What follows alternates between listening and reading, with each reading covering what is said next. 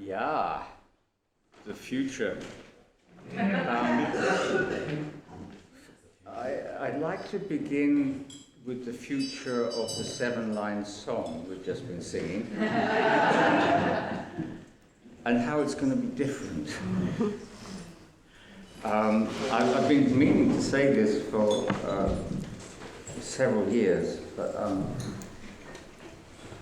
one of the problems is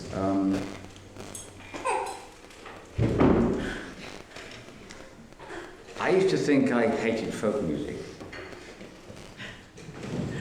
And then somebody played me some folk music that I really enjoyed and told me why I didn't like folk music. And that was because in the 60s it was ruined by people who ironed it out. And I heard some really good folk music that wasn't ironed out, and that I really enjoyed it. Most people are used to singing 120 beats per minute in 4/4. This is pop music, and this is completely and utterly tedious. And there's a way of extending notes all the time, whether they actually need extending or not. Now there's some notes that are extended and some that are clipped. If I sing this for you without the church drum, it might be easier to hear.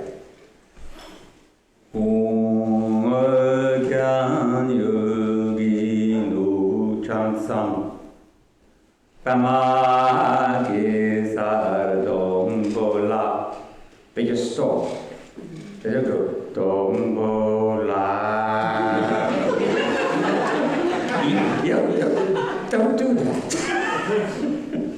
The end of each line is clipped.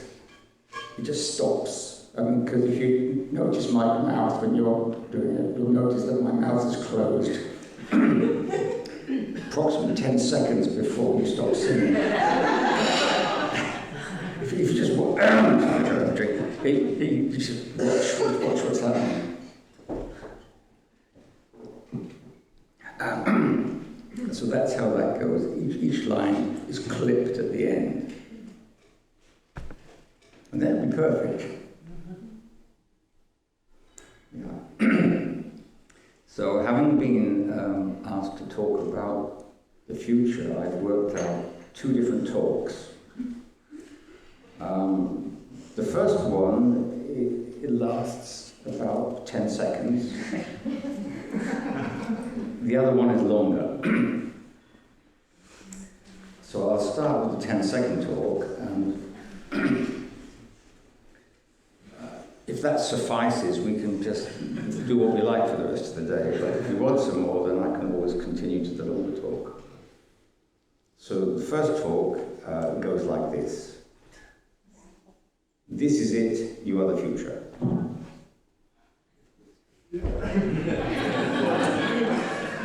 How's that?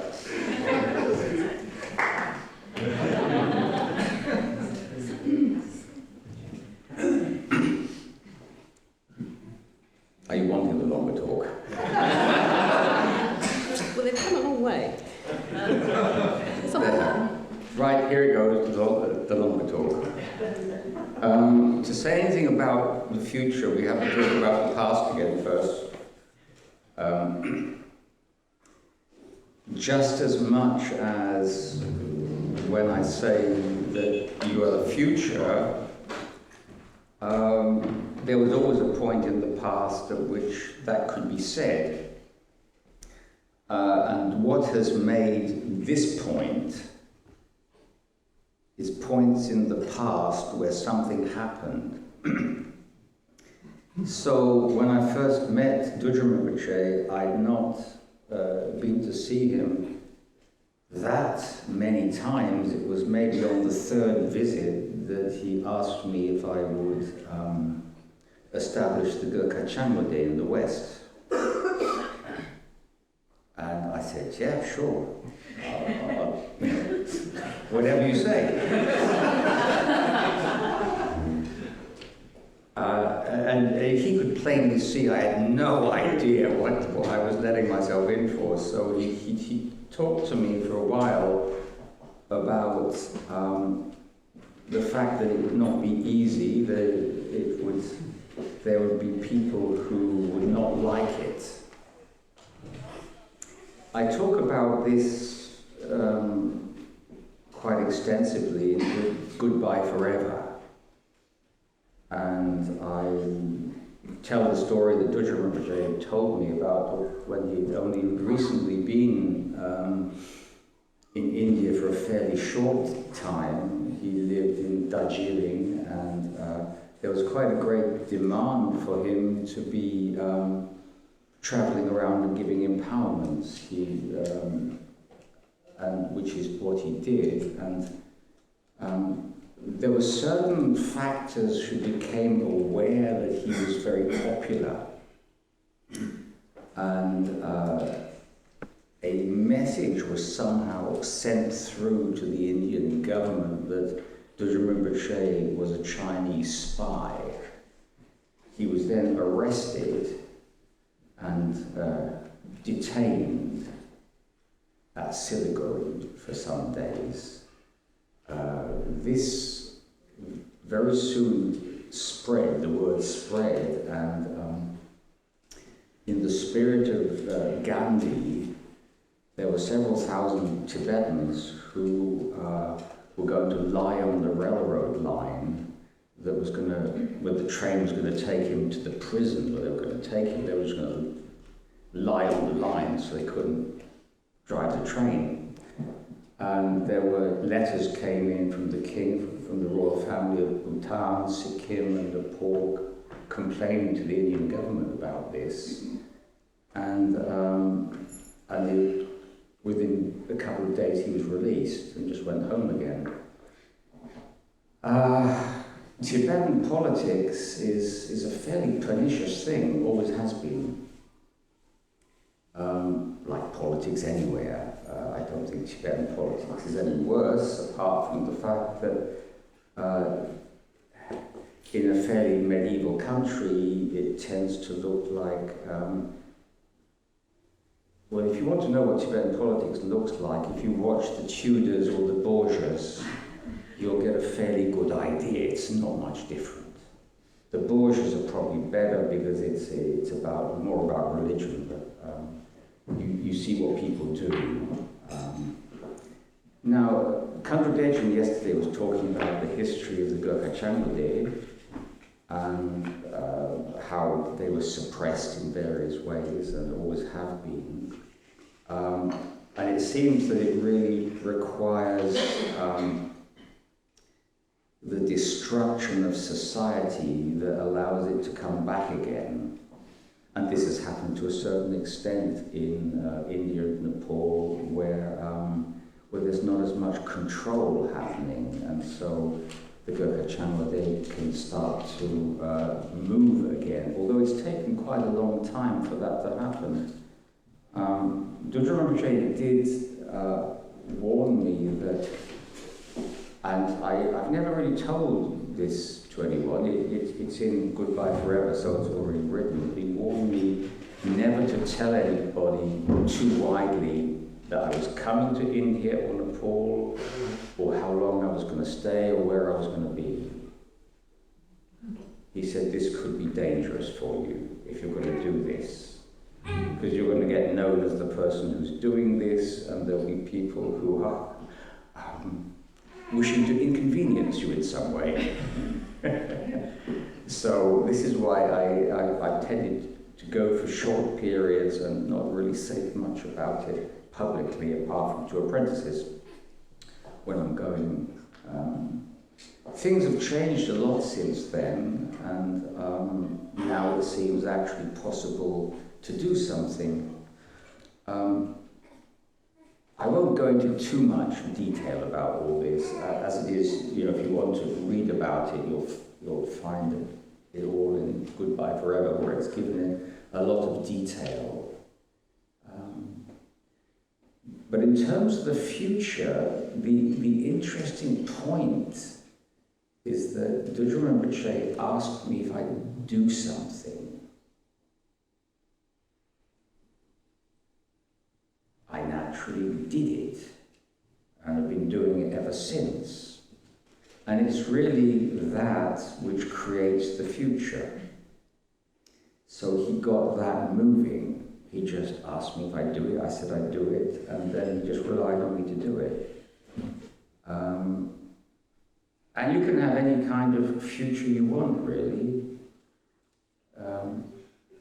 If you want to know what kind of future there is, you just have to look at what your motivation is in the present.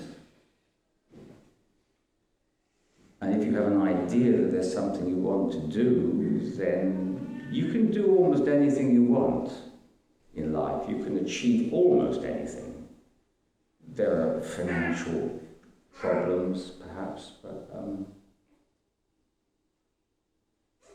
when I used to look at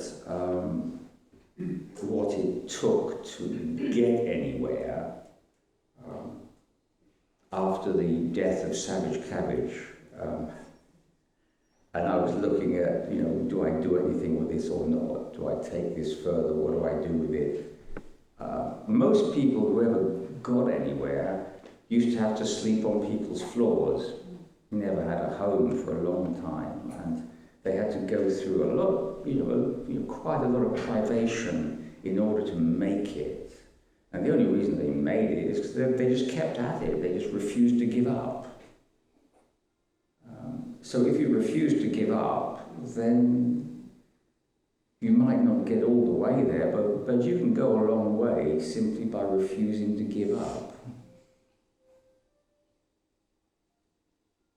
Oh God, this is sounding grim, isn't it?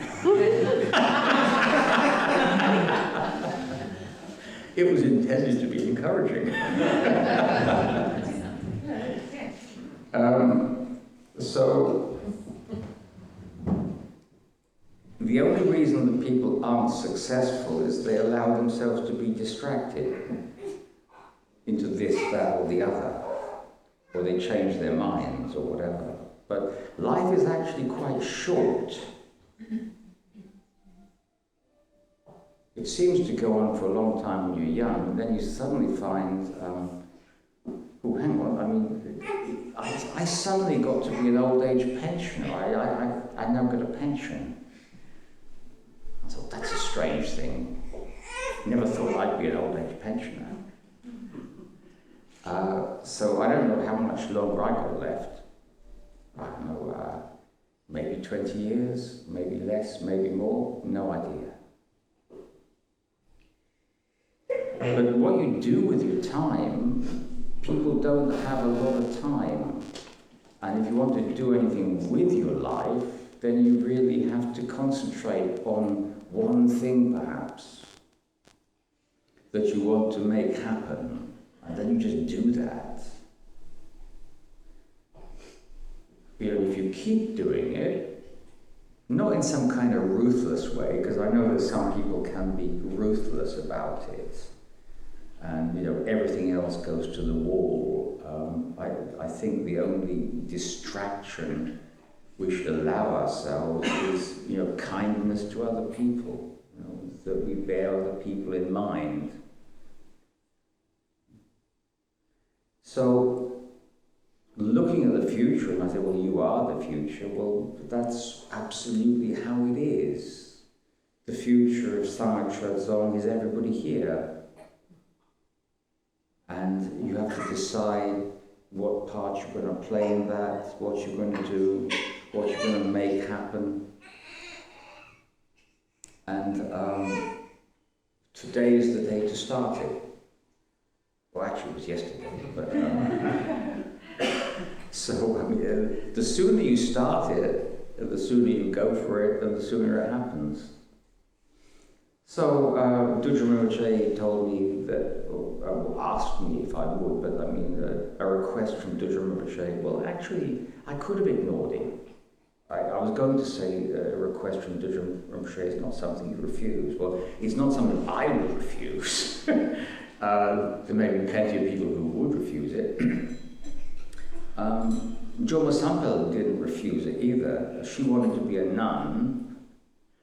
Dudjom Rinpoche told her to marry Kunzak Dudjom Rinpoche, so she did. So he was a person, I mean, he didn't usually make a lot of demands of people, but he could steer people in a certain direction. And that's what he did. And you know, being here today is really all part of his request. He also said I should teach, which was in itself a kind of a problem because I had no idea how that was going to happen when I first came back to the West. It all happened by accident.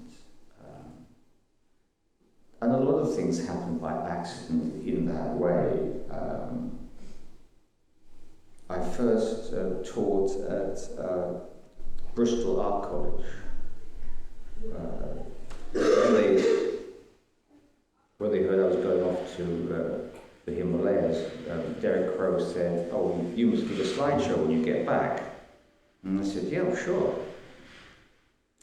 And so I did, and that was the first time I ever taught, because you can't actually just show slides of Tibet without teaching, because that's what all the imagery is, and it seemed to be enjoyed. I'd never spoken to the public before. Well, that's not true, actually. I had, in Savage Cabbage, I introduced the members. But that was a different thing from just addressing people. So one of the lecturers there very kindly gave me some advice on how to be in front of an audience. He said, "Don't look at anyone, just stare into the middle of them all." And I tried it for about 5 seconds. I thought, "Oh, to hell with that. This is a stupid idea." You know, there are individuals out there, and you've got to meet their gaze, you know, because you're talking to them, you know. Just because there's more than one person there it's not a problem, you know, there are 2, 3, 20, 40, 60, it doesn't matter how many. But you can look around the room, you can make eye contact with them. And, so that was the first piece of advice I ignored, and extremely glad that I did. I was then, one of the lecturers was a Swiss lady called Beatrice Varma. She had an Indian husband, hence the name Varma, who was a lovely fellow, spitting image of Rajneesh, and had that same way of talking. You know, I thought, you could go far. But they belonged to the Bath Buddhist group, and so the Bath Buddhist group was the first place I taught. They just asked me if I'd come along and talk. So I did, and I used to get invited to Bath. And then I think everyone's heard the thing about Lamrim and how I taught there, filling in for Philip Jones. And things just developed from there. Now, in terms of the future and what we're trying to put into action, we're trying to avoid the kind of problems that have occurred elsewhere. The problems of any organization is when the main man or woman pops his or her clogs, you get a situation where everything stops. Everybody's wondering what to do, how it's going to proceed, because nothing's ever happened to set the situation up. So one of the first things we decided was that we would work towards encouraging people to teach. And so this is what we've done. We've gradually put together a group of what we call brevet lamas who have their own apprentices, in order that when we die, there's still something happening. It doesn't just stop and people have to invent something at that point. Now, anybody who studies enough and practices enough could move into that role. There's no limit to it. People aren't actually chosen for some remarkable quality apart from their enthusiasm and dedication. If they're enthusiastic, they're dedicated, they study, they practice, then they could enter into that role. And there's no limit to the number of them. So this is something that at some point we'd like to do something highly psychotherapeutic and new age. Break you into discussion groups. We've not done this for a long time. But what we'd like you to talk about is the future and what we do to prevent things getting bent out of shape. Some years back, I was in a bookshop and I had the horrid experience of looking at a thing called the compassion box. And I thought, it had a candle in it. And The heart. I didn't look in too long, but anyway, you bought the compassion box, right? I've got it now. I can have compassion. I've got the box. You know. I said, what would Trungpa Rinpoche have thought of that? Shambhala brought this out. There were a couple of other boxes too. Gratitude. The wisdom box and the whatever. Did anyone ask what Trungpa Rinpoche would have thought of that?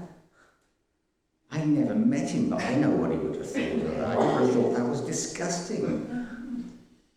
So, how do we prevent compassion boxes being made?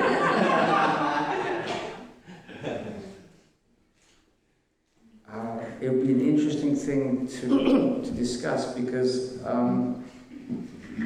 Buddhism is not an evangelical religion. We don't proselytize. We don't try to convert people. We do advertise, so we're not innocent. But we try to keep the advertising to a kind of a sensible limit where we're just letting people know we're here. Because it's a compassionate act to let people know that we're here. But there are limits on it. Some people advertise more than others. We don't have any particular way of judging how much or how little, but there needs to be a sense with advertising of maintaining integrity and not simply selling something. That advertising is just information. It's putting information out there. People can respond to that information if they want to. So we're not here to jolly people along into it. If people are interested, over to you. Has anyone noticed? Do you all sign up to the Trungpa Rinpoche quote that comes out sort of twice a week, 3 times a week? I signed up to this a long time ago when they first started, and it was very different then. You just got the quote. But now what you get is a constant stream of marketing emails. One almost every day, saying, and it comes from this thing called the Prajna Yoga Studio, where they're marketing all sorts of things that would have had nothing to do with Trungpa Rinpoche's teaching. And you get these emails saying you've got 4 days to sign up to Pema Chodron's free online teaching. And I think this is, I'm just having a rant now about marketing, that just something that I've noticed about how that has changed over the last 5 years, I'd say. So this is something we'd really like to avoid, marketing. I mean, we obviously have to let people know something's happening, and we had a really wonderful day yesterday. It was really successful, and it wasn't marketed. It was just put out there, and people came along, and no one was strong-armed into anything. There was no hard sell going on. And it seemed to us that people were enjoying themselves, which is great. I think it was very successful.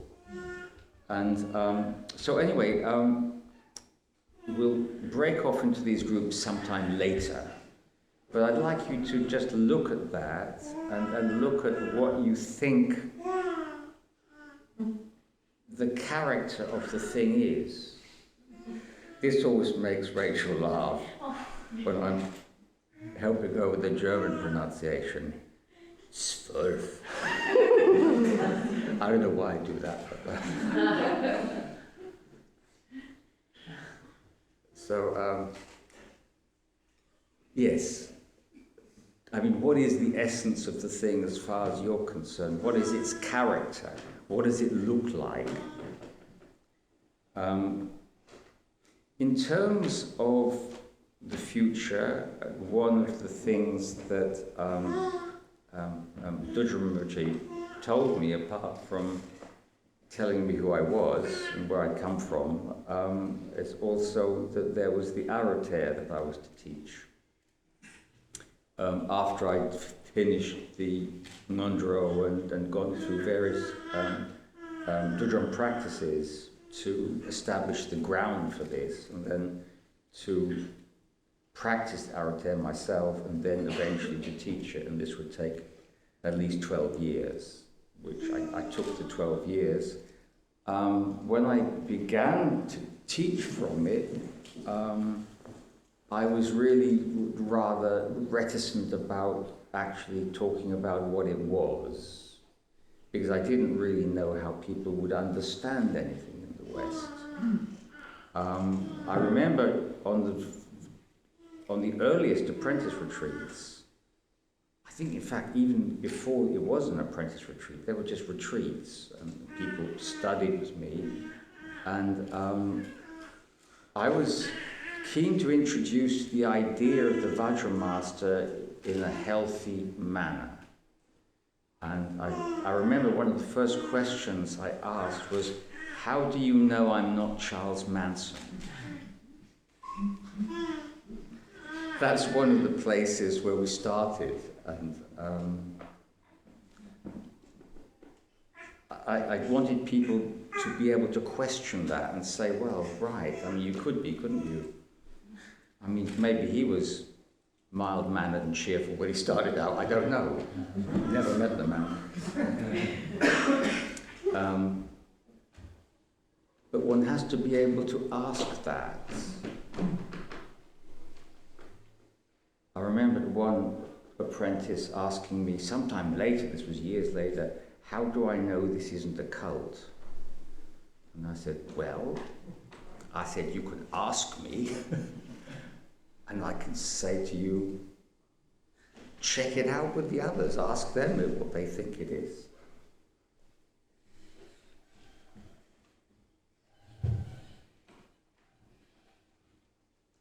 That was the end of the sentence, by the way. Some people have an expression where they're expecting something else to come from it. But usually in a cult, you're not allowed to ask whether it's a cult or not. because if you do, you're in serious trouble. So I said, well, at least you're not in serious trouble for asking the question. That's the best I can do for an answer here.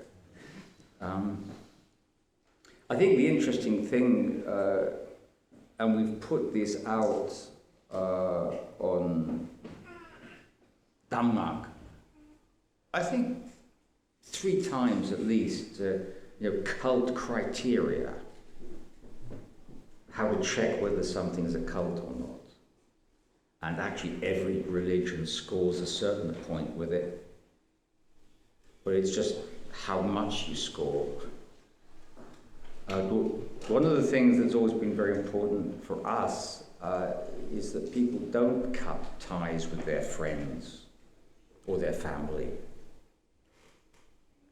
That one has to be able to exist as an average human being in society and be understood in that way.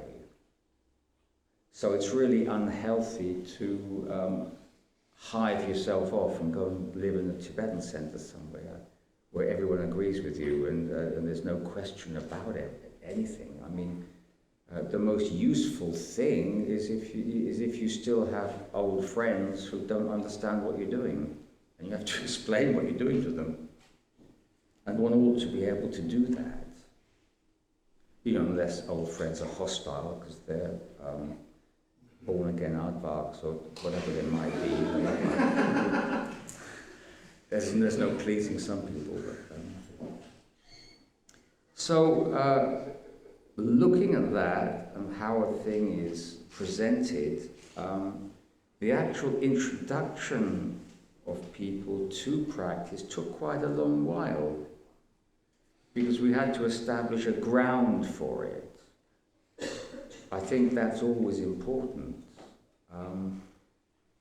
I remember another one of these questions I put out was for people to look at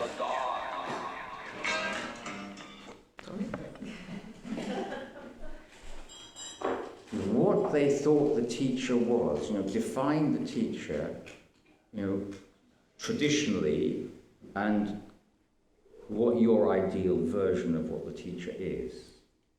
And I think the only person who got it right as to what the traditional role of the teacher was Erzin. Everyone else had some slightly different idea about it. Because no one seemed to know what the Vajramaster was or what the difference was between the Vajramaster and the spiritual friend. And that has gone on to today, not in this group, but out there in the world, that people imagine they can say, I prefer the spiritual friend. Well, yes, if you like, but you're practicing sutra then, you're not practicing Vajrayana. It's like saying, I prefer distilled water in terms of putting it into the engine of my car. You can do it if you like, but nothing will happen. You won't actually have a car. So there's still a great deal of misunderstanding. So I like to think about the future as a future where we can let the public know that Vajrayana is functional in the West. That we can have the role of the Vajramaster and it doesn't have to look like Sogyal and Rigpa. That doesn't have to happen. Because what always happens when you get that kind of thing hitting the headlines is people say, oh, this thing doesn't work. This is something from Tibet and it's outmoded, it's this, it's that, it's full of danger, that we've had certain apprentices ask questions such as,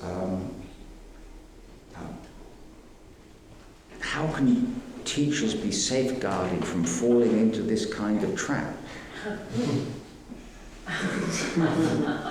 To which our answer is, well, if you're a teacher, you don't fall into any traps of that nature. the whole idea that power is corrupting has got nothing to do with Vajrayana.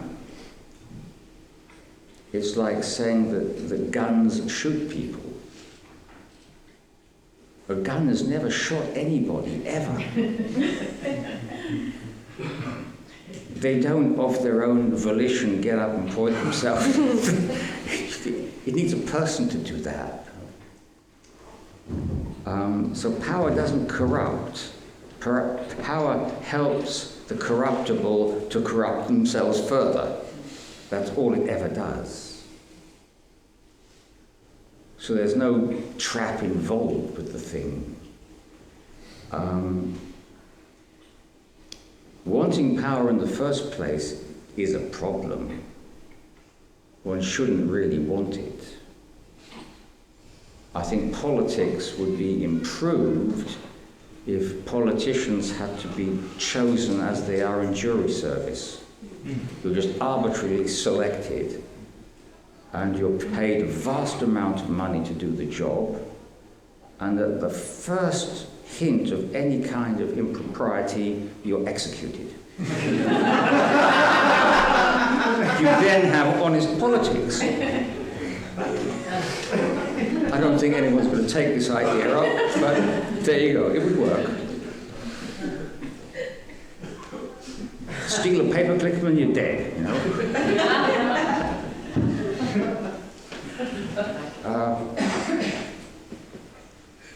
So I think that's extremely important, that all we can ever be in the world is examples.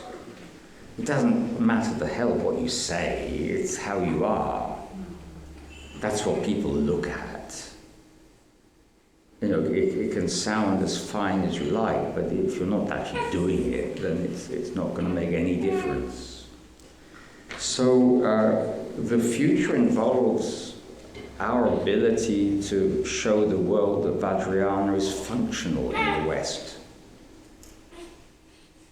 With the Vajramaster, with everything it contains. That's absolutely crucial. What's also crucial is the division of Vajrayana and Tibetan culture. Now, there have been all kinds of people classifying themselves as Western Buddhists who want to take the culture out of it, who actually don't really know what the culture is and what the Dharma is, and they see bits of Dharma as actually being cultural, and they're not. A lot of people tend to see this stuff as culture. This stuff is actually harmless. What's harmful is the culture you can't see, not the culture you can see. This is just fabric. It's not going to harm anybody. Well, this is too hot, actually, isn't it? I remember, speaking of costume, I was at Tachi Rinpoche's once, and they were all horrified that I liked shooting revolvers, and that they were all full of love and peace, and these are, things that kill people. And I didn't go for the obvious, which was to say, well, your own teacher likes shooting too. I thought, no, I'm not going to go there. And so I said to them, what do you think of bows and arrows then? Archery. Oh, that's fine. That's, Zen, archery, peaceful. I said, the bow and arrow is a military weapon. Ask the French how much they liked it at Agincourt, Thousands died from arrows. It depends what you do with your bow and arrow. It's not more peaceful than a gun. I don't think it makes as much noise. It doesn't make as much noise. It's not as fun to twirl. Each to his own weapon. Anyway, and I said, but anyway, haven't you heard of the Buddhist right to bear arms?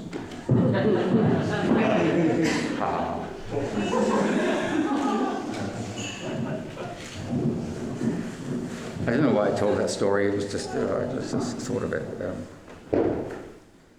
So,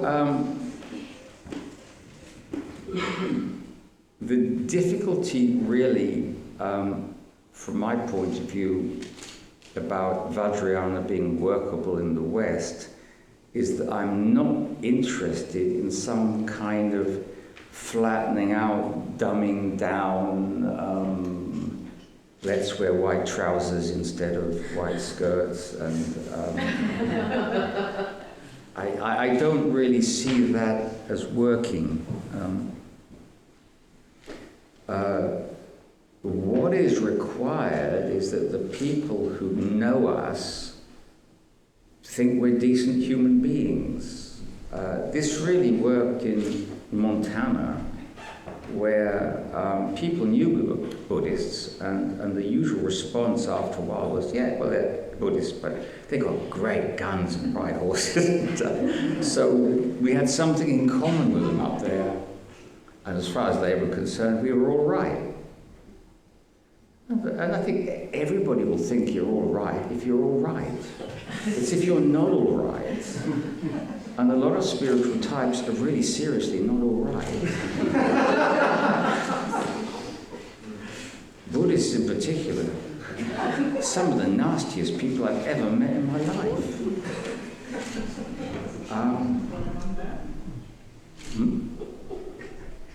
Is anyone disagreeing? So, you know, if you are a decent person and treat other people decently,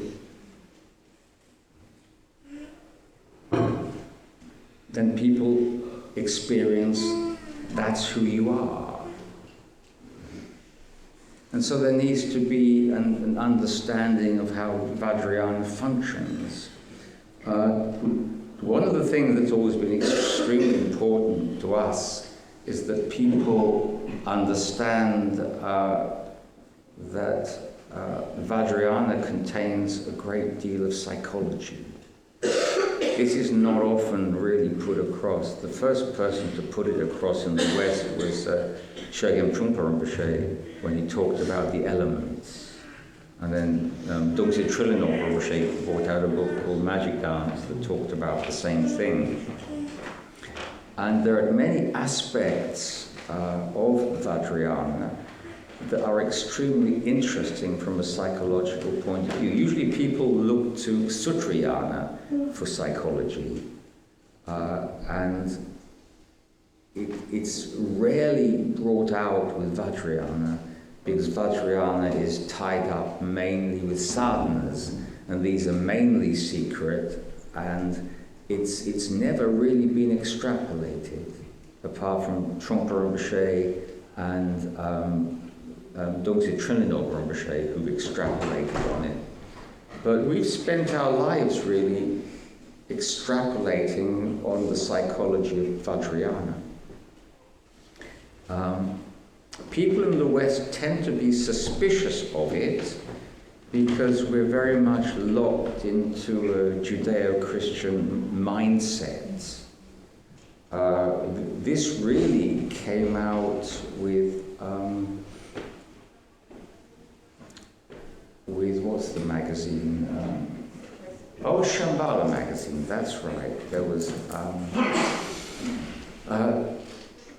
someone we know, a jazz drummer called Hamid Drake, once asked me what the Buddhist perspective on racial prejudice was. And so I teased him a little, he being a black American, and I said to him, Hamid, you know, I'm afraid I do have to admit to you that I'm racially prejudiced. And I said, honkies can't sing blues. He was waiting for the punchline. And so I said, well, there are all kinds of things that could be said. I said, contradiction, I could write something. So we wrote something. It's a little piece. I'm not sure if anyone's familiar with it. It's called Pride and Prejudice. A lot of people think that it was Jane Austen, but that's not true. How could they have ever got that idea? The premise was that if you actually have Vajra pride, you cannot be prejudiced against any type of human being, whatever color, whatever sexual orientation, whatever gender, whatever nationality, because if you look at the range of yidams, there is every kind of yidam, every color. There's even the neuter gendered mahakala. You know, so you get everything there, and you never know what your teacher's going to get you to practice. You could be given a practice of some being who you find revolting, but this is your practice. You might get a wrathful practice of someone who looks completely hideous. I remember someone, it's usually in California where people have these ideas, of someone who said, well, I don't relate to... They needed a yidam they could relate to. And so I said, well,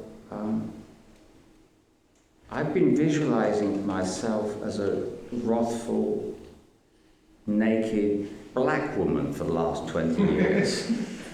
What do you think I relate to there? What is there about that, you know? Tramanakmo. You don't have to relate. Relating has got nothing to do with it, you know? The part of me that relates is the part I'm trying to get rid of, not the part I'm trying to emphasize. So I don't care about having to relate, you know? So in terms of, let's get back to Pride and Prejudice for a while. The interesting thing was that I sent this up to, I can't actually remember what happened now, but various attempts were lodged to send it up to Shambhala, because they put this thing out, you know, Buddhism in Black America.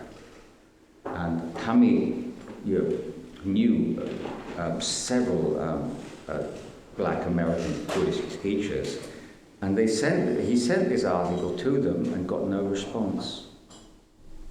It went to Shambhala magazine, no response. It was sent 3 times, not even acknowledged.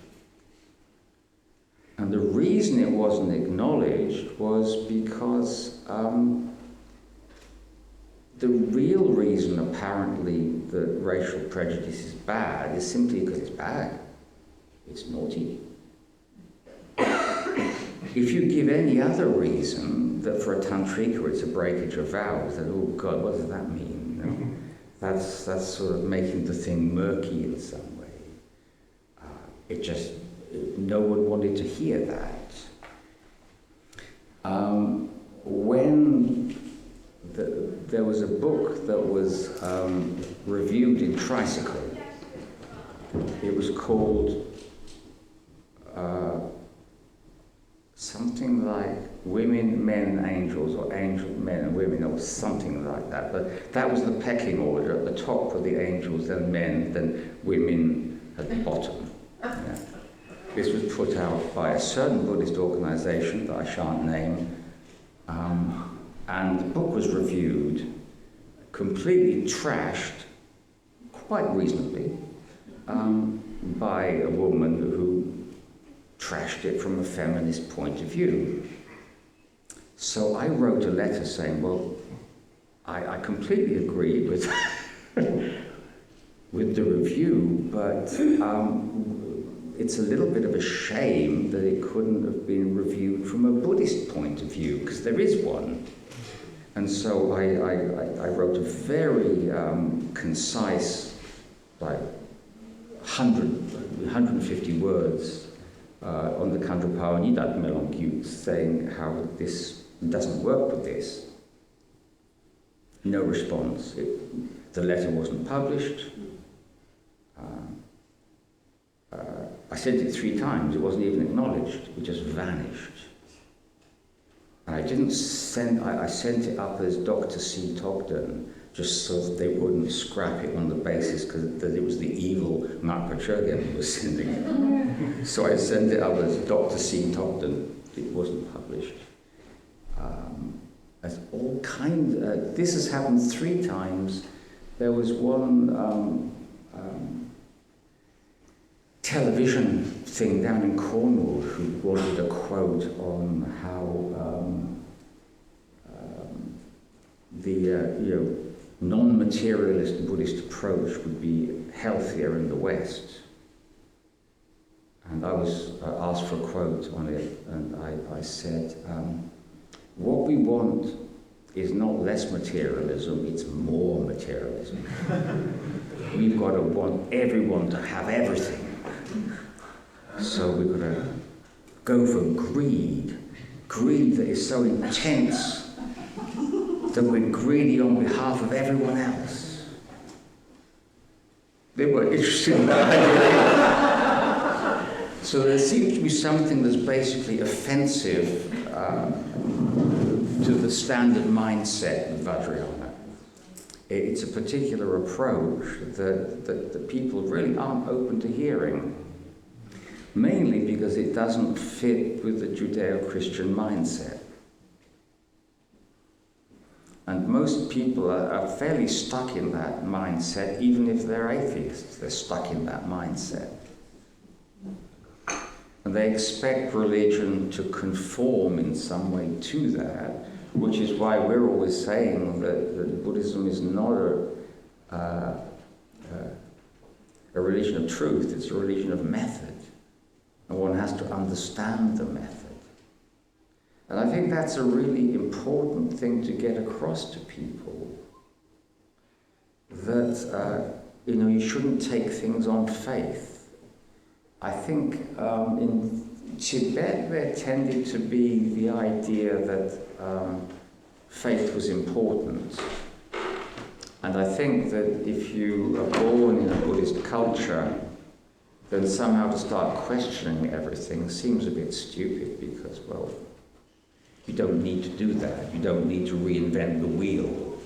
It's already happened. But I think for people in the West, it's really important if you were brought up in a faith and you've left it, what are you doing adopting another one? You may as well have stayed with the first one. So you really have to question that and understand things.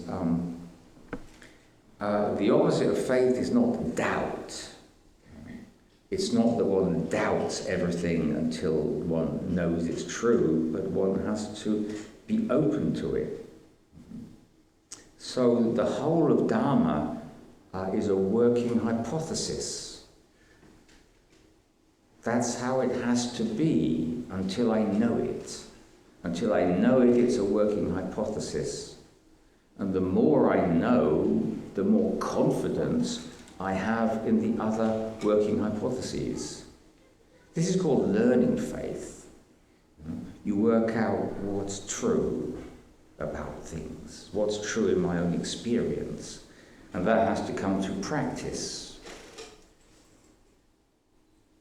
So if Jaguar tells me there's this really good movie I see, and I go and see it and it sucks, and then he tells me there's another good movie I need to go and see, I think, I don't think I'll see it. But if he tells me it's good and it seems to be good, and he tells me there's another one, then I've got reason to say, oh, give that one a try too. That's mainly how it goes. You try it, you see what happens, and you come to trust something about that something holds good here. And really that is information that we really ought to be able to purvey to people. And we can purvey that simply being as we are. I think it's really important also to avoid what seems to happen in not only Buddhism but other organizations, I'm reminded of an organization in San Francisco called the Pink Pistols. I don't know if anyone's heard this story, but the Pink Pistols were a gay shooting club who were going to be closed down by the local authorities. And the NRA came out in support of them. These men are our brothers. This was the funniest thing. The NRA, you know, probably one of the more homophobic organizations in America. These men are our brothers, you know, they're shooters, you know, have something in common. So now the spokesman of the Pink Pistols said, the funny thing is, he said, it's easier to tell other shooters I'm gay than tell other gays I'm a shooter. They said, I never signed a document to say I'm gay, therefore I vote this way, I do this, I agree with this, I'm vegetarian, you know, that there is no package I signed up for, you know. It doesn't go along with the deal. And I think the Buddhist deal often tends to be vegetarian, it tends to be left-wing. I remember one apprentice, who should remain nameless, saying, I thought we were a left-wing Sangha. I said, no, we're not a right-wing Sangha either, we just have nothing to do with politics, because politics is a way of adjusting samsara. That's not that it's bad, it's not that it's good, but there's no being right or wrong there. You know, and if you know, I mean, we do have one apprentice who liked Margaret Thatcher. And that was all right by me. It was interesting, but I had no big issue with it. I didn't like her, but then I don't have to like everybody. I don't like ABBA either, but we've apparently got a few people who like ABBA. So I can live with that, you know. There's no terrible problem to me. The Bee Gees might push me a little bit more. Our own daughter, for example, my God, don't show us up in front of them.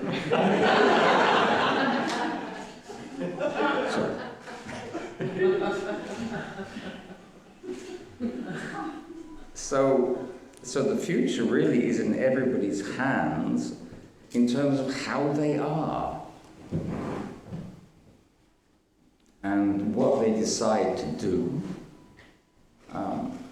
We've seen recently a wonderful upsurging of craft in the Sangha. It's been wonderful, you know, that, because this really is the things that people make are going to go on into the future.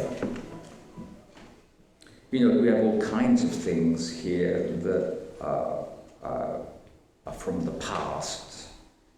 You know, bells, vajras, drums, things that came from Tibet, things that have been owned by other people. Someone originally made them. And someone is going to own things you've made in the future after you're dead. Someone else is going to have it. Either the shawl or the drum case, or whatever anybody made is going to go into the future. So this is really quite an important thing in terms of what is made.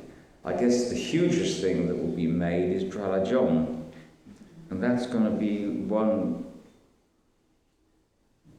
large craft project. Yes. A large and ongoing craft project that will be of immense benefit to people simply because it's there. So when Kwanzaa Rinpoche, said we needed a retreat center, this was the next part of setting up history after Dudra Rinpoche said that I should establish the Gurkha Changwade. The next massive thing was the retreat center. We had no idea of ever doing such a thing.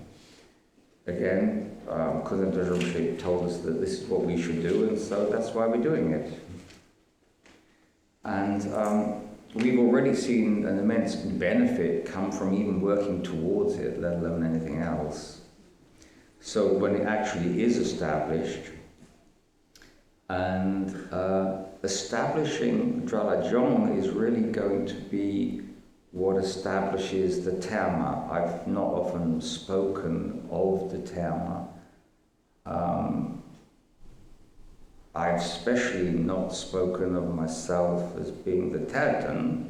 That's new to some people, although it first came out in Bhutan, which I thought was appropriate, but Medsal approached me with the fact that talking at a Vajrayana conference in Bhutan on the subject she was addressing, what was she going to say about me and the APPRENTICES? And I recognized that there was no way around it, because I've spent the last 40 years being coy about it, because usually every time I stick my nose above the parapet, someone tries to whack me with something. So being coy has been a professional stance. But it was, in Bhutan it was unavoidable because the audience there weren't an audience with whom you could be coy. It wouldn't work. So an answer had to be given there. And so we've not said a great deal about it since, but in terms of talking about the future, it's important. And Drala-Dzong will be the seat of the terma. A terma needs a seat, a place to reside where things are kept, and that's what it will be. One of the important things about the terma is that it's almost entirely Dzogchen based, which is why I'd like to take this opportunity to eradicate the word essentialize.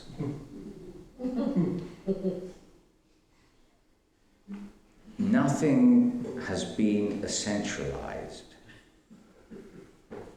If you essentialize something, you change it from what it was to something smaller. Something that is essentialized is different from something that's essential.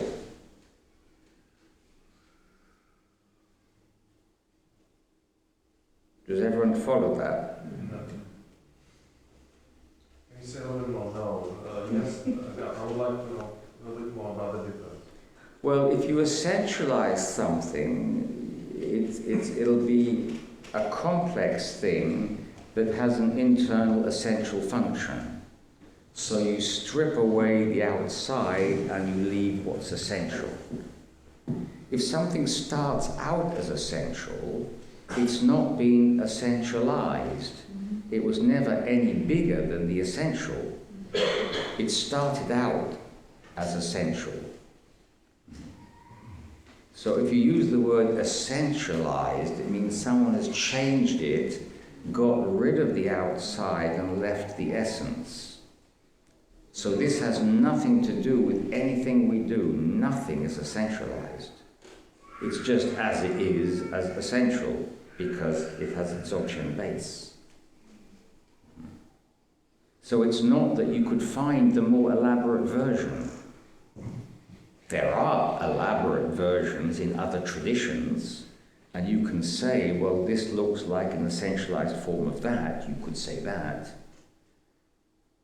But as there is no more complex version of anything in APPRENTICES, you can't say it's been essentialized because you would have to point at what the original, more complex version was.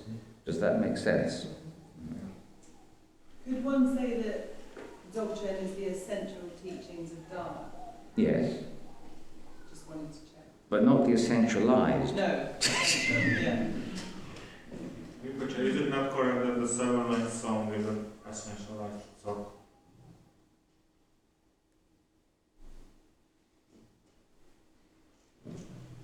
Give me a moment on that.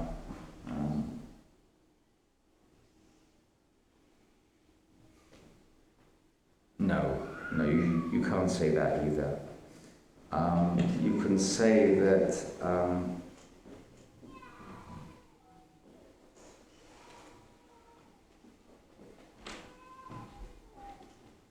you'd have to take the 7-line song and expand it to make it song. So you could say the 7-line song, I mean the 7-line song is all kinds of things. The 7-line song can be an entire part in itself, but then you'd have to extrapolate on it. So I don't know quite what you'd call that. I don't know that there's a word for that. It's the recognition that the 7-line song is the essence of Tsok. It's not that Tsok was essentialized into the 7-line song, it's the recognition that 7-line song, when expanded, becomes Tsok, and when expanded becomes this. It has these different layers of meaning. The same as the meaning of a seed syllable.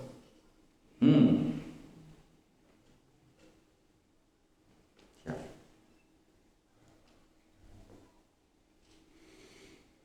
So, going back to where we were, that I've completely forgotten. Where were we? Yeah, the 10. So hopefully before Kadradech and I pop our clogs, we'd like to teach the whole thing. And we're going to do that over the next 20 years. Hopefully there'll be, someone reaches the point where we can actually convey Togal, but it contains Togal as well. Togal is the dark retreat and all those other aspects.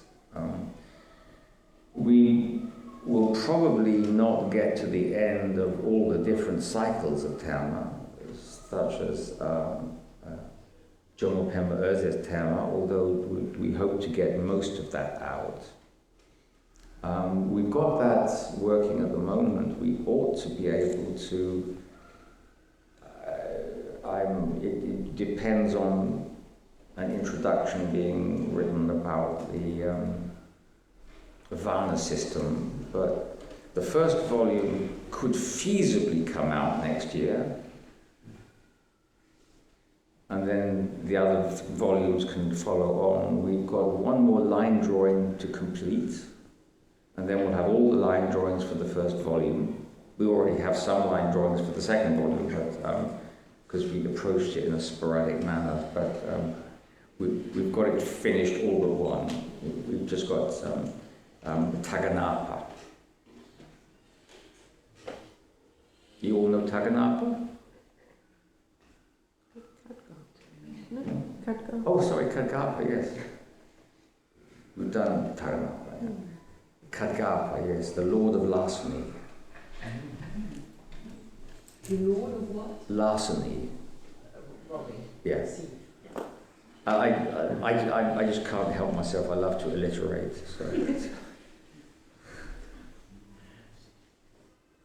So those stories will be there, and I think that probably the Brevet Lamas will enjoy teaching from them.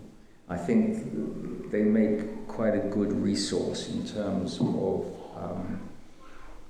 explaining the principle and function of the vehicles, in terms of Tantra and Dzogchen, you know, through the stories. They're quite interesting in principle, because each story talks about the principle and function through the character of the Mahasiddha, who's the student. Whatever their neurosis was, whatever their problem was, you can see how that functions. So having 84 stories in this way, there's the story with all its complexities of evolution. You get the simple principle of the Mahasiddha, which is looking at the problem the person has and looking at what the advantage of that problem is. So the thief has to steal the entire remit of phenomenal whatever. And he finds that he can't steal it all. No matter how hard he tries to steal it and hide it inside himself in his mind, he can never come to the end of phenomena. This is his practice. So everyone practices according to how they are. This is an important part of what we try to put across to people. I remember somebody being a little bit concerned about my dislike of trainers and was telling me about, was it all right if they bought a pair because they really loved them? And I said, exactly how much do you love them? Explain it to me. And by the end I said, go buy them. You obviously love them enough. And I think that's an important thing, that one needs the courage of one's convictions or the courage of one's lust or whatever it is. That you have to know who you are.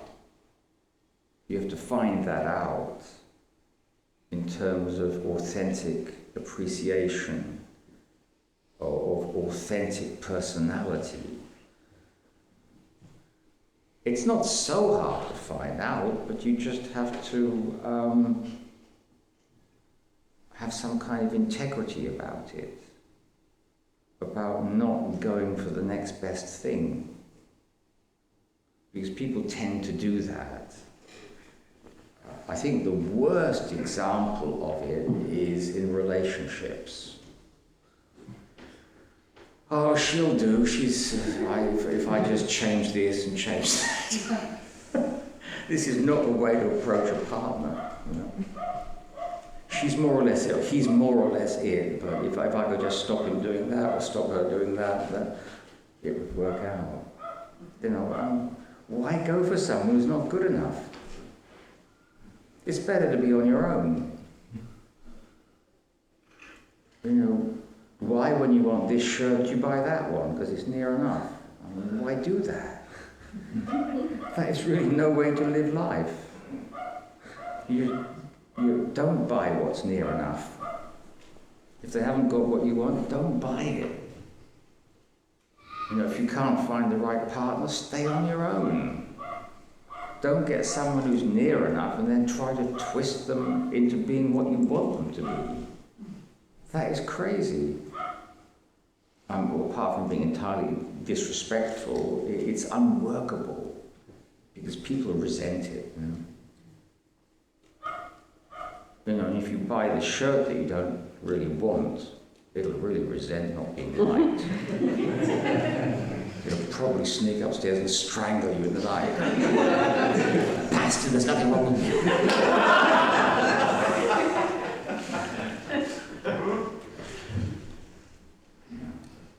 So, is it getting on time for coffee break or something? Actually, lunch. Lunch? Lunch is being served at 1 o'clock. Uh-huh. And I've been asked if we could sit down by 10 to 1. We start 15 minutes. For teachings, 15 minutes for teachings now. Still 15 minutes time.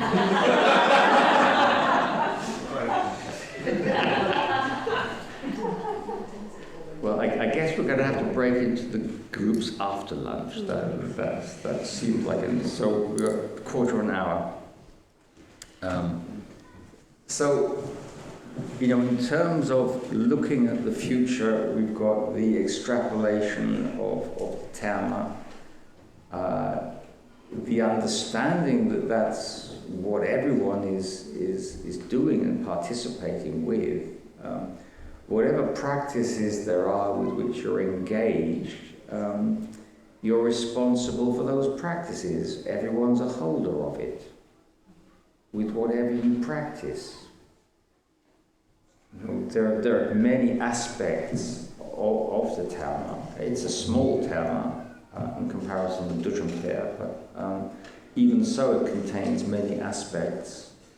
I think it's really important that the person coming to teach Kumye couldn't come because the car broke down, but we had, Druktal to come in and teach Kumye because he was here, he could practice it. We weren't dependent on just one person to teach it. So, when people take responsibility for a practice, then they are helping to maintain the lineage. And if everybody continues in their practice, then they will become a repository of the teaching for future generations. Everyone's going to get older, and everyone's going to end up in various states of decrepitude. And hopefully Drala-Dzong will be large enough to house some of us decrepit people, and will be there as a resource. I think this is also something important, that old practitioners are a resource. If you look at older cultures, old people are always valued. I'm not saying this because I'm getting older.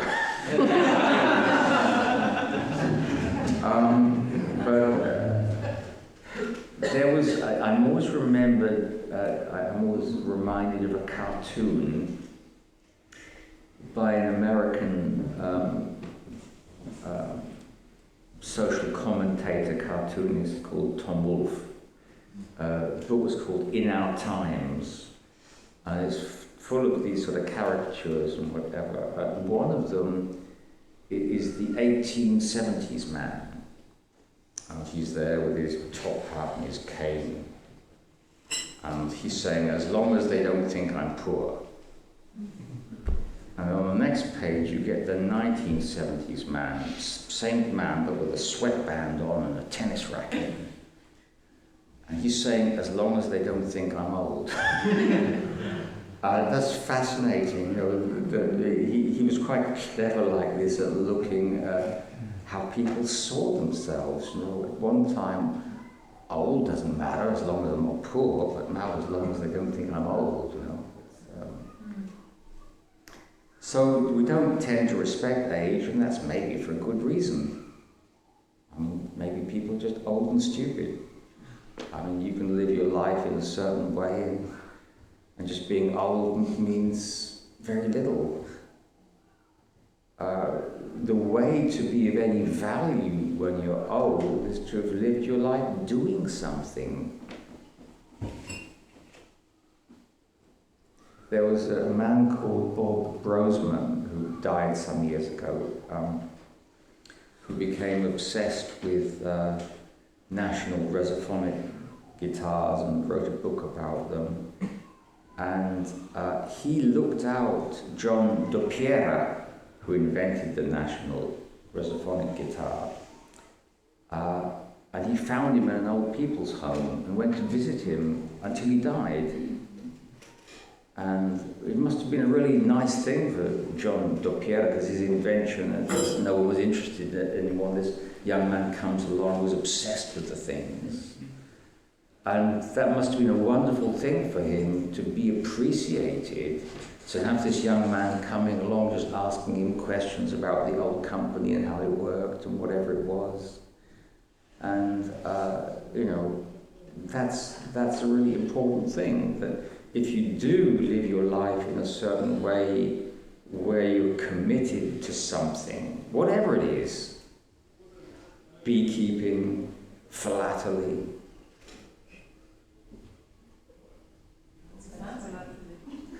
there's a book about it once called Lady Philately's Lover.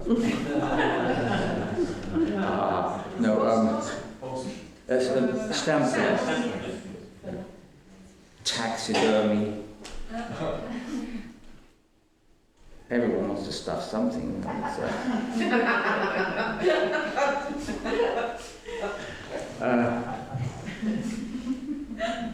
But if you put enough energy into it and you stayed with it, you're going to have something to offer. And that actually makes for, you know, a coherent society where everyone of every age has a value in being whatever age they are. You know, the value of age is that you've stuck to a thing for most of your life and you've got somewhere with it, you have something to offer. So we'd like to encourage that as the future, because the future is old age for everyone. That's the only true thing I've said today. You know, we're all going to be there, and it's you know, it's whether you're some useless lump somewhere who's got nothing interesting to say to anybody. That's pretty lonely. I wouldn't advocate it.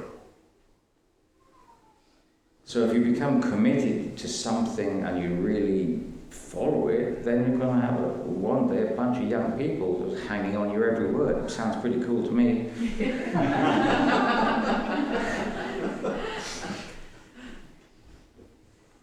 You said that you have a lot of the gTér left to teach. So, and you also said previously that gTér is mainly long then.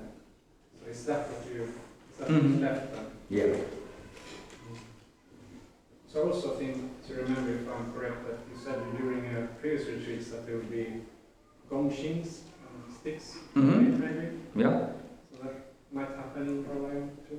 Oh, certainly. Yeah. But, I mean, we can work towards that. I mean, one of the things that congregation I don't like to do is give teachings that no one puts into practice, which is why if we're going to teach the gongshing and those long day exercises, people have to make them first.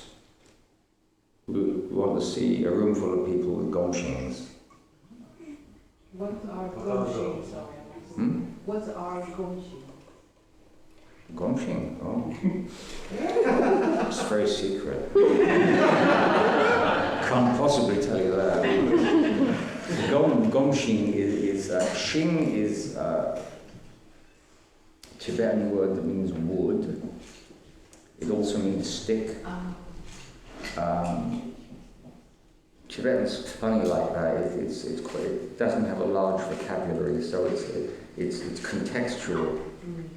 You know, shingong is tree. You know, gongshing is the gong that makes it.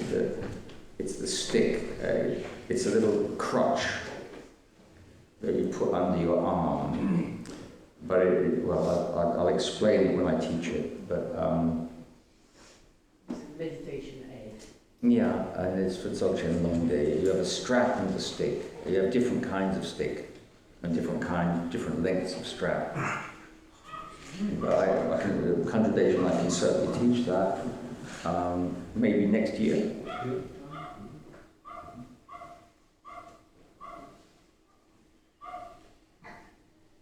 So, any questions now about anything the congregation I've said? Something saying? Questions? I'm sure people must have questions.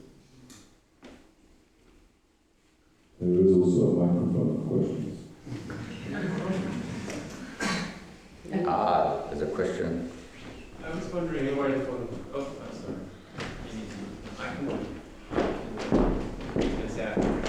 I think it's for recording purposes. I was wondering if you could say something about the Judeo-Christian mindset that you referred to earlier. Could you please expand? Yeah, well, there are all sorts of aspects of it. One is that there is truth, which leads to problems with Buddhism, because if you look at it as truth, then you find there are conflicting statements being made. So if you're basing it on the idea that there's truth, then there's going to be right and wrong there. And so it doesn't work well with a multi-yana system. And people who run into that then become sectarian as to who's got the truth. That these other people have to be wrong then.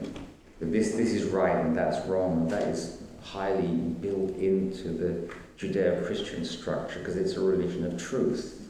It's a religion of the book. There's one book.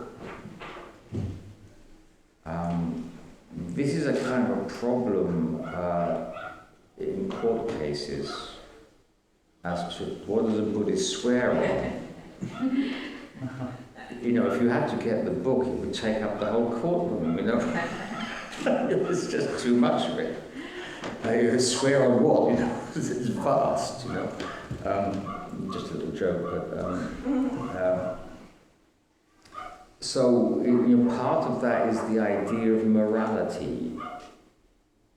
Morality and ethics in terms of Christianity are quite simple, but there's nothing that's really explained technically as to what's functioning there.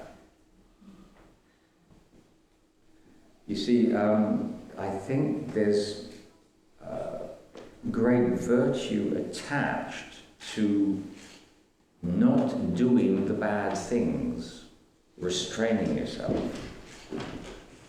I remember a certain lady saying that she had great admiration for me because I never played around when I was in America. And I said, there's nothing to admire. I'm not interested. It's not that I restrain myself. There's nothing to restrain. You know, I also don't burn myself with things. You know, I've got no desire to do that either. Or to whack myself on the head with a stick. I've got no desire to do that, so I'm not admirable. God, you're a great guy. You don't hit yourself with things. I don't want to. So in terms of Dharma, the whole idea of putting yourself under duress, not to do bad things, although this is not a bad idea. If you have to go that way and just stop yourself, then stop yourself. It's not that I'm saying you shouldn't, but I mean, ideally, one shouldn't want to do these things. If one wants to do a thing that's harmful to other people, one has to work out, why do I want to do this? Where is that coming from? And you've got to get to the bottom of that in order that that disappears. Because as long as you want to do it, there's a problem there, and stopping yourself, it's one answer, it's helpful to other people. I mean, you know, just because I want to smack Jaggy around the head with a brick, you know, it's better if I don't. As long as I want to, I just stop myself. It's better for Jaggy. You know? So basically, I shouldn't want to in the first place. That's the thing I've got to get to. And if in the meantime, I've just got to hold it back, you know. I got the brick and I really, So I think there's that's going on. I think also in terms of the corrupting influence of power, that is very much built into the Judeo-Christian system, which is why guns are bad things. Because we've got the devil, and so the gun belongs to the devil. And if you get one, you're eventually going to want to kill somebody with it. That's the idea. Now, I've murdered a great deal of paper in my time. I've no interest in doing anything else with it. You know, it's just fun. It's great. I love it. You know, I don't feel tempted to do anything else with it. But in a religion where there is the tempter, then that tempter's going to tempt you at some point, and that's the whole idea there. But no one tempts me but me. I tempt me. No one else does. It's not coming from anywhere else. No one else is responsible.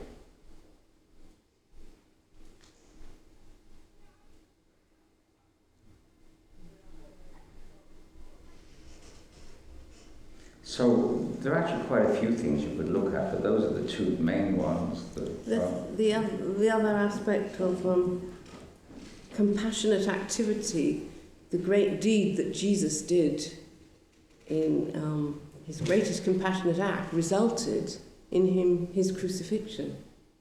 So he gave everything up. I mean, if we arise as Dorje Triller, we say, bring it on. I can do this. And so compassionate activity there is not, it's not a diminutive sort of thing. It's a swelling, a rising to the occasion. So it's not, poor little me, I'm going to be crucified if I do this. I'm not going to give something up. I'm not going to be less, somehow. I think the Buddhist version of the crucifixion is always look on the bright side of life. I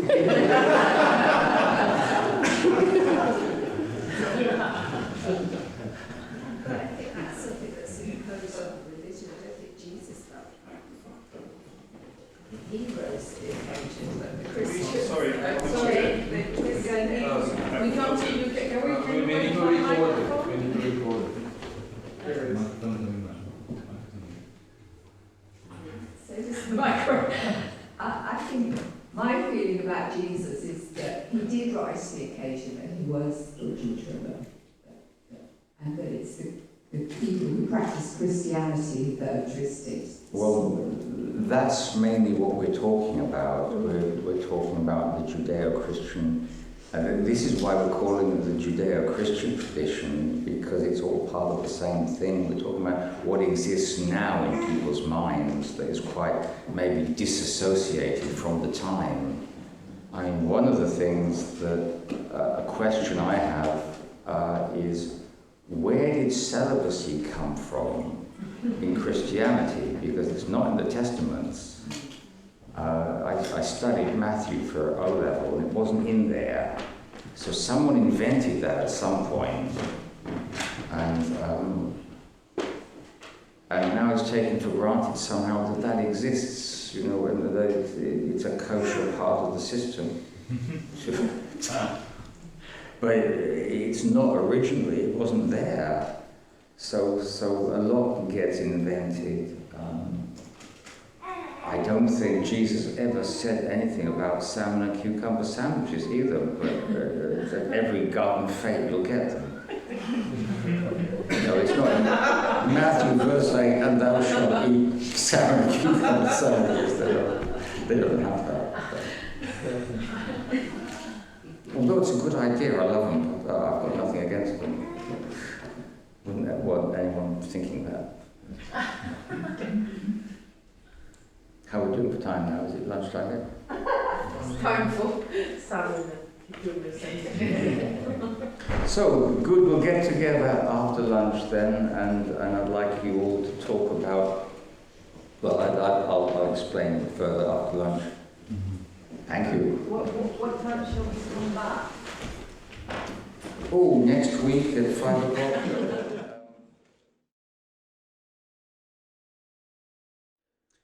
So, when we're looking at the future, we already have,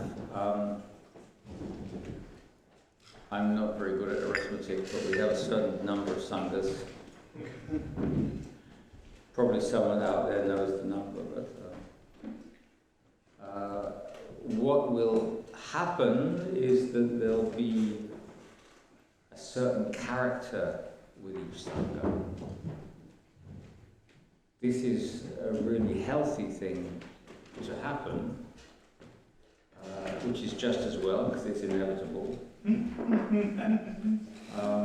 We hope that although each sangha has its personal characteristics, which will be a reflection of the teacher of that sangha, that there will be an essential quality of the lineage that travels through nonetheless.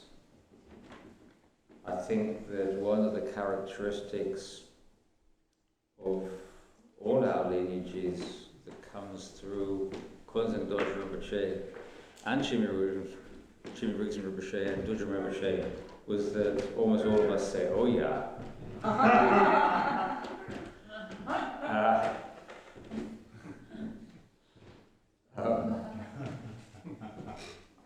Beyond that, there'll be a particular characteristic that I'm not going to say anything about, because that's what Khandra and I would like you to talk about with each other in terms of what we do to preserve that. We have various apprentices who were Trungpa Rinpoche's students before he died. And we have other students who come from the Shambhala tradition.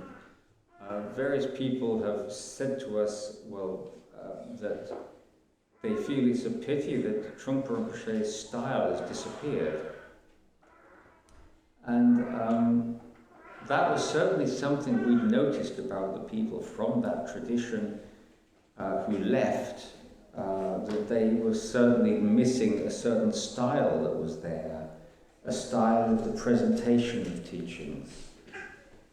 This can differ a lot from Sangha to Sangha in terms of how the principle and function are accessed. So we thought that this is one question you can discuss as to the future, exactly what that character is, how it's to be maintained, what you can do personally to maintain it, in whatever respect, either through craft work or through research of some kind, in whatever way you want to cover it. But Khandra and I are aware that amongst you there are people who have all kinds of different expertise, and we value those expertise and wish to encourage you to, follow through with whatever it is you're doing. There are some people who are looking into Tibetan language, others into all kinds of different craft works, some into research of history and looking at lineages. Having said that, I don't think I should say any more, otherwise I'll start setting you up for something. So if you'd like to break up, we were aware that you were more or less in groups of 9 around the tables. So if you can break up into groups of 9, it being an auspicious Nyingma number, and just talk to each other and then come back after 20 minutes. If you don't have anything to say, you don't have to say anything. It's not that everyone has to present something, but if you have something to present, then we'd like to hear it, whatever it is. It could be a question. It doesn't have to be an answer. But if you have questions, if you have anything to say, then this is an opportunity to express whatever it is you want to express. Splendid. Off you go.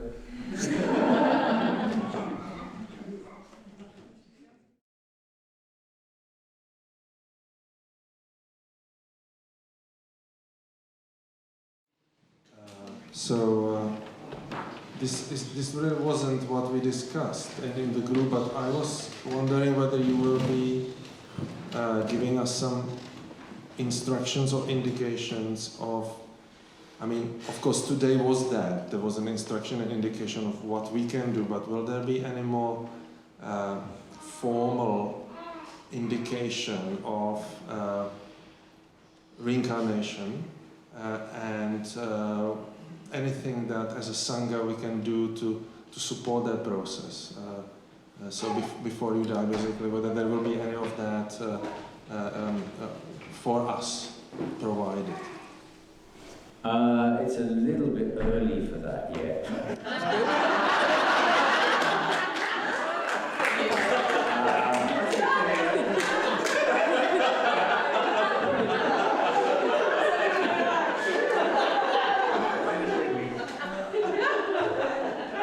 I have a feeling that I'm going to plod on a little further.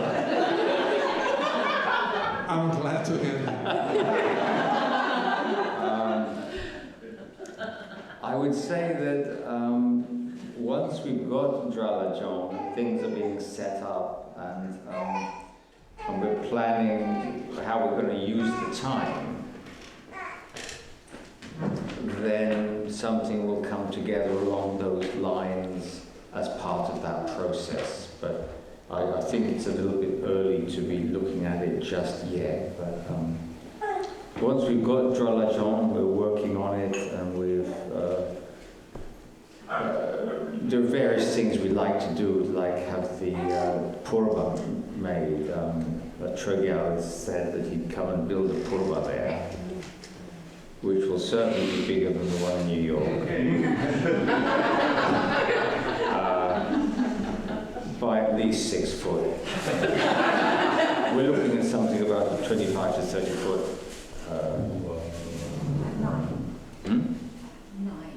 9 It's a feet. good number, 9 foot. 9 foot big. I'm not sure how big the one in New York is. It's about 15. So we'd look to doubling that.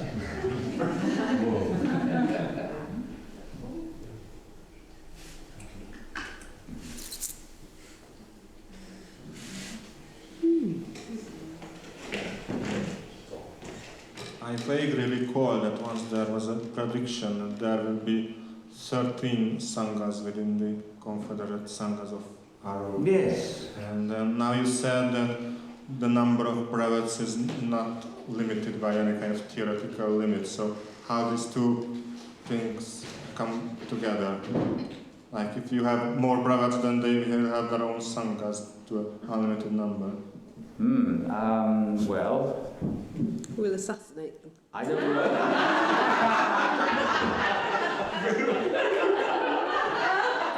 It makes sense. It would just continue history as it's always been. Yes, 13 was the number in the prediction, but I don't know where we are so far. Can anyone count? I don't carry an idea in my head of a number. I have to count fresh every time to work out how many there are.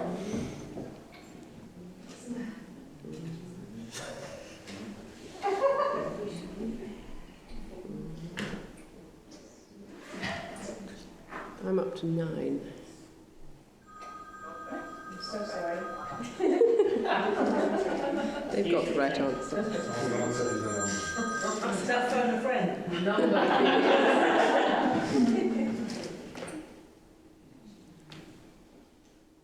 We've just been, unfortunately, Jalmé has just left. But otherwise he could say something about this, but we've just been given a Sangha by a gentleman in France who had students. He's near death at the moment, and he's handing his Sangha to Jalmé. Wow. Along with the retreat centre. So he's beat us to it.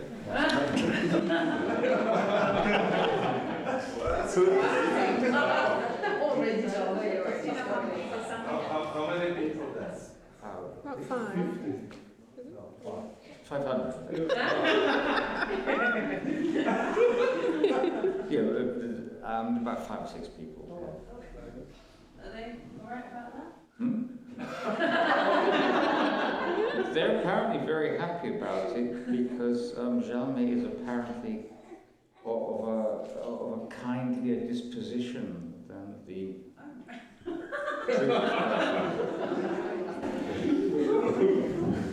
so that's all happening. I would have asked him to talk about this had he been here, but he's not. So this has all happened very suddenly. Did you know that teacher knew of you? Apparently he does know me, but I don't know him. It was somebody I apparently met once. He was a student of Chimé Rinpoche, and he apparently received some instructions from Chimé Rinpoche that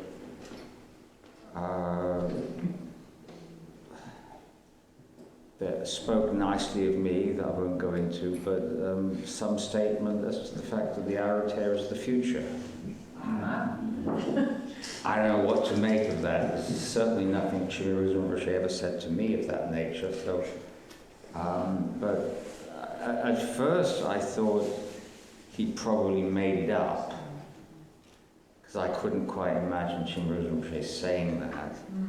But then consultation, I thought about it a bit longer, and we thought, knowing Chiméruz Rinpoche, it's actually not unlikely that he might do something of that nature, because he often set balls rolling, and they'd roll on down through years, and then they'd hit something, and something would happen, you know. And, so, who knows? But anyway, this is what's happening at the moment. I wrote something down. So the place is called Zajong. Where is it? It's in France. In Strasbourg. Yeah. I think I've just worked out that there are 12 sanghas. With Germany. Sorry? 12 including you. Yes. Yeah. Yeah. Mm. And including Germany. Yes. Yeah. So, most exciting. I wrote some things down from our group. I'd be interested to hear what people think about these things.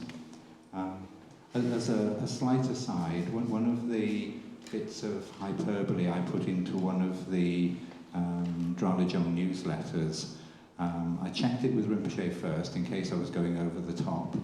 And he said it's okay to put it in. I said I hope that Lineage will be big enough and bright enough to be visible from the Bardo. That was my hope, so that it's like a landing strip for those people looking for reincarnation.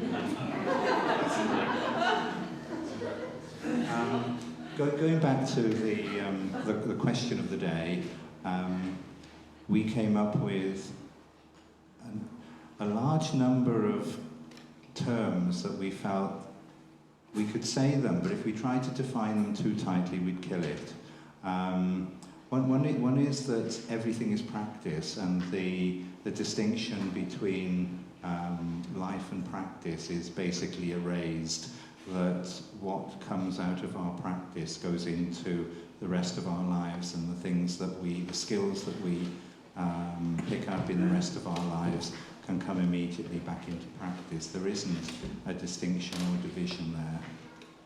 And then we talked about some of the characteristics of the sanghas and characteristics of the practitioners.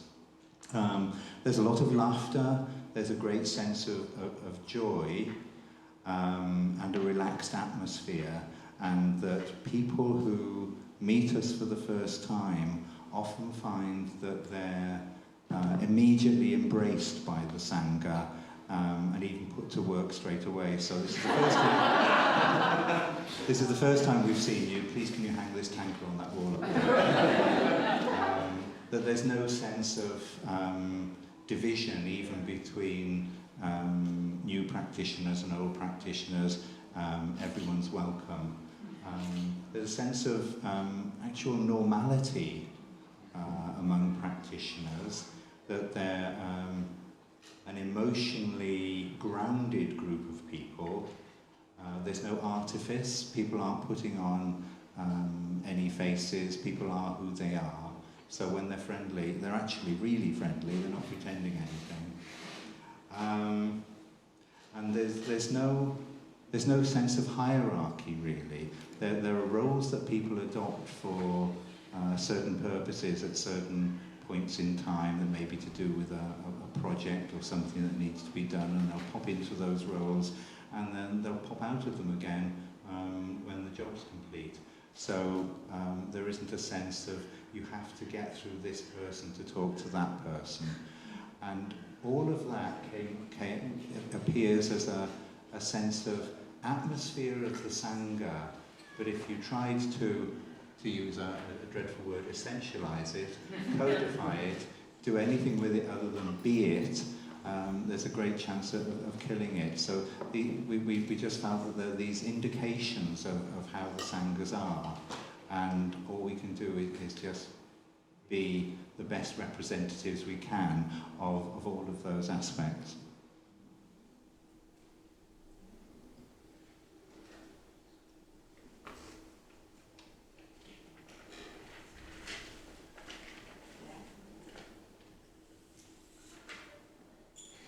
We just have one question, I think. Oh, yes. And whether Switch it on at the bottom.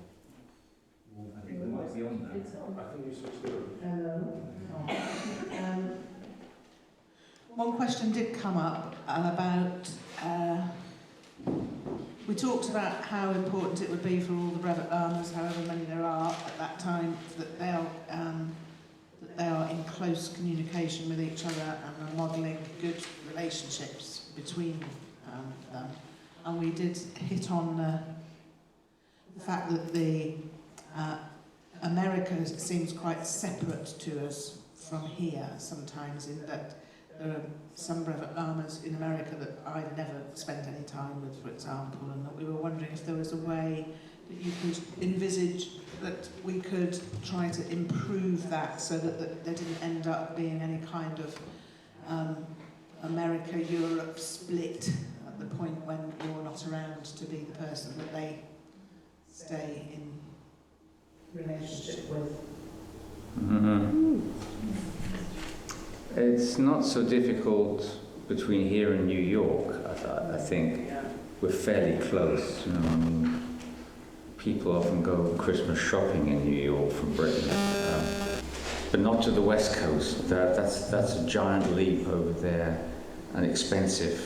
Somehow flying to New York is relatively cheap. You could fly to Wien or fly to New York. It's not much difference in the cost there, but somehow flying to the West Coast is difficult. I have no answers to that. That's largely financial. What about technology? Shardul has monthly technological Webinars. meetings, doesn't she? Yeah. You could set something up like that. It would take a technical person to have. You could just have meetings on some sort of facial videoing system. When we tried to do that recently for the Brevet Lama retreat, we also hit the time zone. Yeah. It's not just meeting, it's trying to find a time when everyone's awake at the same time. Yes, of course it's not possible.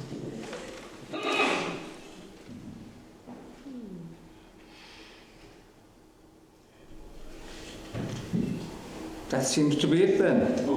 Yep, wait.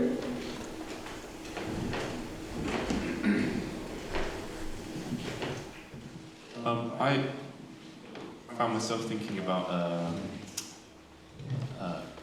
not that it would ever happen in our Sangha, but that there is a possibility in the world of conflict occurring, just interpersonal conflict, and I like the tradition that you've instigated, that you don't go to talk and if you have a problem with somebody in the Sangha, and I wondered if you could say something more about how, if that was to ever happen, not that it would, that how conflict would,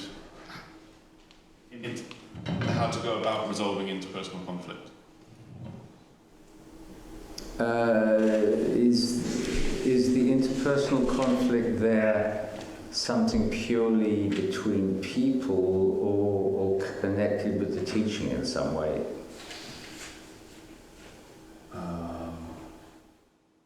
Well, I guess I'd just be interested in both, in the whole shebang. Well, regular interpersonal conflict can be resolved simply by people deciding not to carry it on. That's all you actually have to do, is say, we don't want to do this, this is not worth doing. And if you remember that, it usually helps to think, this person with whom I have some sort of animosity at the moment that I'm hanging on to, how would I feel if they got hit by a truck in the next half hour? Do I wish I would have made it up? If the answer is yes, then you may as well, because you never know when you're going to get hit by a truck. In terms of the teaching, I think there's always a balance to be struck in some areas. We've noticed in the past where we've had to revise things, there was a point where we were getting swamped with liturgy. And I think this can happen in terms of making friends with other lamas from other traditions, and there's this really good text they want to give you to chant. And if you're not careful, after a while there's no silent sitting left.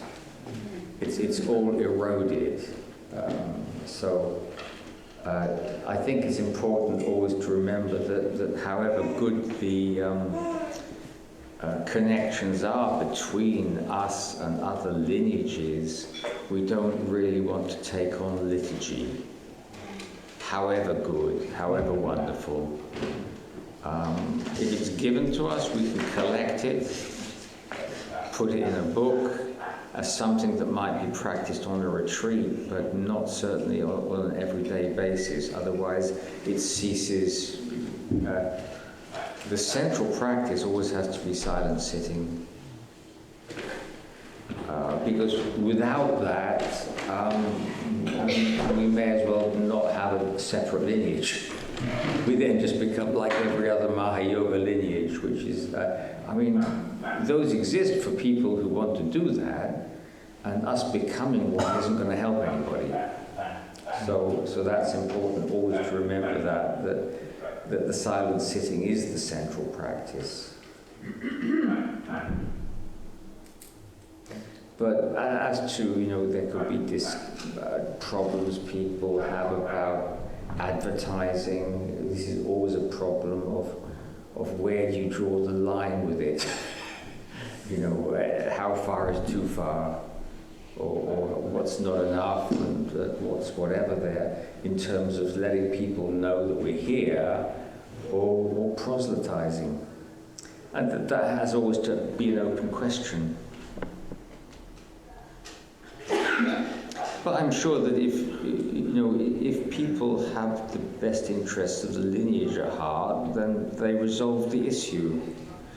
I think this is something I read in a book by John Cleese and Robin Skinner. It's one of the two books they produced. One was Families and How to Survive Them, and the other one was Life and How to Survive It.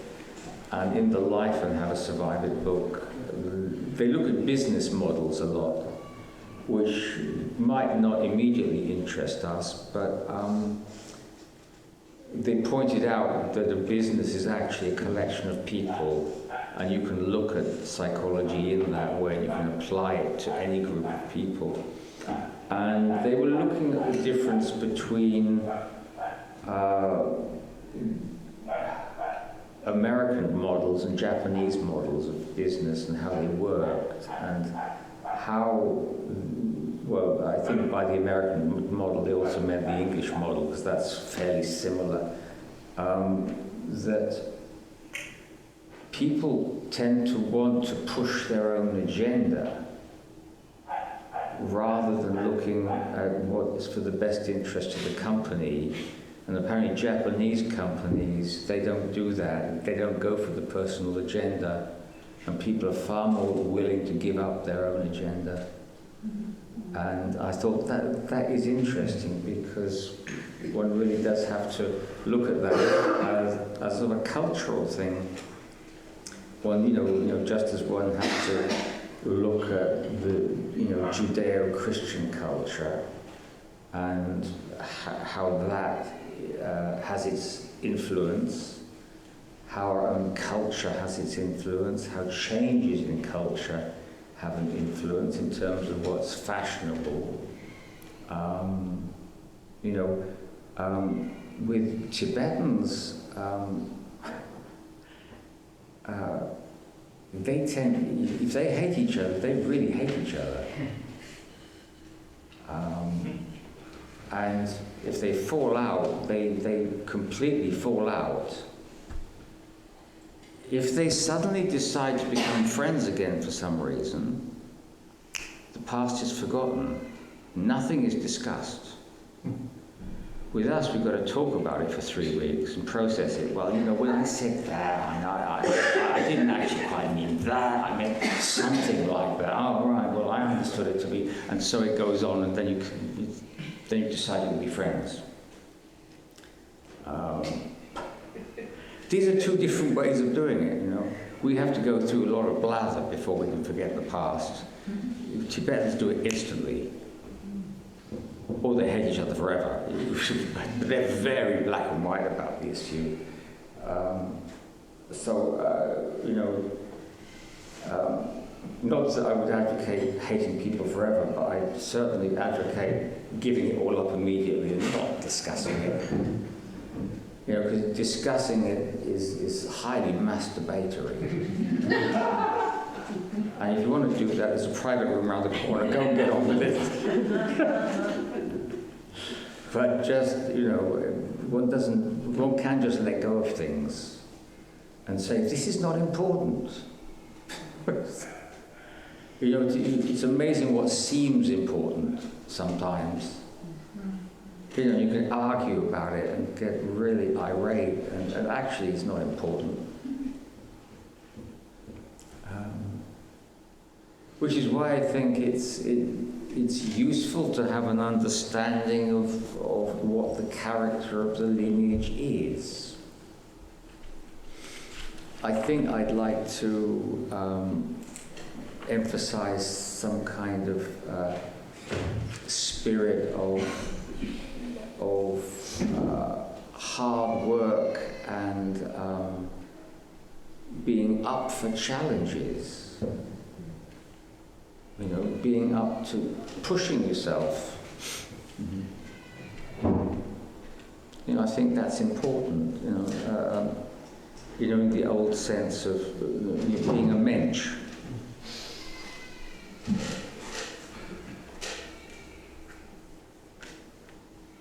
You know, being someone who can be relied upon and trusted.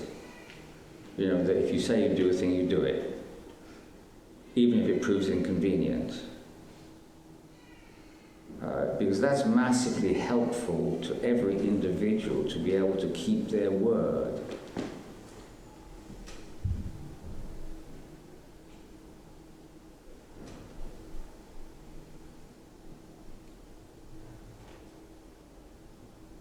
But other than that, it's a useful idea to emphasize the common good, to avoid dumbing things down to be popular. That doesn't work at all, ever. People either want it or they don't, and if they don't, they don't.